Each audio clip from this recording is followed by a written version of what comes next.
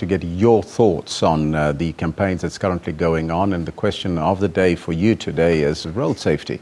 What is the role of the pedestrian? That's our question for you. You can send us your comments at SABC Newsroom. Let us know what's on your mind. It's a very important question because that's one that has not been asked very frequently. So let us know what's on your mind. Now, 4 people have died in a multiple taxi collision this morning in the Western Cape. It is believed that 2 taxis were involved in a head-on collision on the N1 between Laingsburg and Prince Albert Road, and 2 other taxis drove into the wreckage. The N1 was closed off earlier. The Western Cape Provincial Traffic Chief, Kenny Africa, says that 1 lane has since been opened to the traffic. We have Kenny on the line to give us more updates on that. A very good morning to you, Mr. Africa, and welcome. Well, good morning. Yeah, shortly after 2 this morning, yet another gruesome crash on the so-called notorious road of death between Laingsburg and Prince Albert Road. As you said, 2 taxis collided head-on, and another 2 taxis then drove into these 2 vehicles.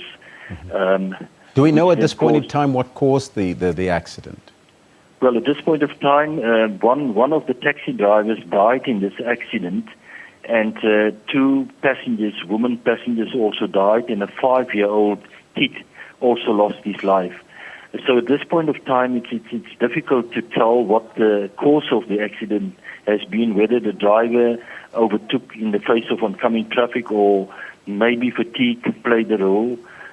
We are still busy with the investigation, and as soon as possible, we will then find out what was the direct cause of this accident. So the latest death toll is still 4 people? It's still 4 people. We also reopened the N1 about 10 minutes ago. So the N1 is back to normal, and all the wreckages has been removed from the road. And how many people were injured in this accident, Mr. Africa? Well, that figure we haven't got yet. As I said, it was 4 taxis, and I presume 2 of the taxis was empty coming back from the Eastern Cape to Cape Town. The problem we're experiencing with these taxi drivers currently is they take a full load of passengers from Cape Town to the Eastern Cape, offload their passengers, and then they coming back to Cape Town to come and load another load of passengers. And these drivers are then driving recklessly, exceeding the speed limits and those type of things, overtaking in the face of oncoming traffic just to come and get another load of passengers to take them to the Eastern Cape. We've gave instructions to our officers yesterday that absolutely no more mercy for people endangering other people's lives on our roads. Where we previously would have gave a fine of 2,500 rand, a person will be now arrested and taken to prison until he can appear in court for reckless and negligent driving.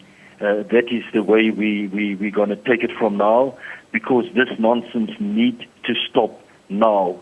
We cannot tolerate this bad behavior of motorists anymore. Now, that's a very strong statement there, but now you've opened up the 1 lane. How has that road closure and the opening of the 1 lane affected the traffic flow getting into the Western Cape? Well, as I said, this accident occurred 2 o'clock this morning, and the road has been closed from 2 o'clock till around about 20 to 9. So we reopened the road, and everything is back to normal now. Mm-hmm. So there's no alternative routes that people need to take. It's open so people can drive through. Yeah, people can still make use of the N1, the road. We reopened the N1 for traffic from both the sides, Cape Town to Joburg and vice versa. And then just finally, your message to motorists out there, Mr. Africa? Well, our message to our motorists, this time of the year, people traveling long distances, coming from other provinces to the Western Cape, and also vice versa from Western Cape to other provinces.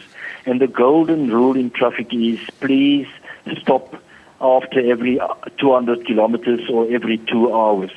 Make sure that you get out of your vehicle, stretch that legs, and make sure that you're fit to take on the new 200 kilometers or 2 hours to get to your destination.